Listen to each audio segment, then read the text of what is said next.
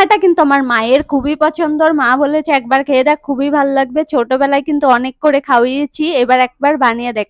তো রান্নাটা আমি বেশ। আজকে করে নিলাম, খুবই কিন্তু ভালো হয়েছিল খেতে। শশাটা প্রথমে কেটে নিয়েছি, এর মধ্যে লবণ দিয়ে ভালো করে ধুয়ে নিয়েছি শশাটা মাখিয়ে।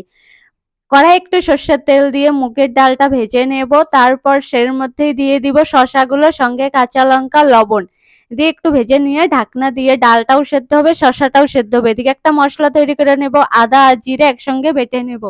ঢাকনা তুলে এবার দিয়ে দিব হলুদ গুঁড়ো আর পরিমাণ মতো জল দিয়ে আবার একটু ঢাকনা দিয়ে দিব। তারপর ঢাকনা তুলে ফোড়নের জন্য এবার এটাকে নামিয়ে নেব। ফোড়নে দিয়ে দিব সর্ষের তেল, তেজপাতা, জিরে আর দিয়ে দিব পাঁচফোড়ন, একটুখানি আদা থেতো করে।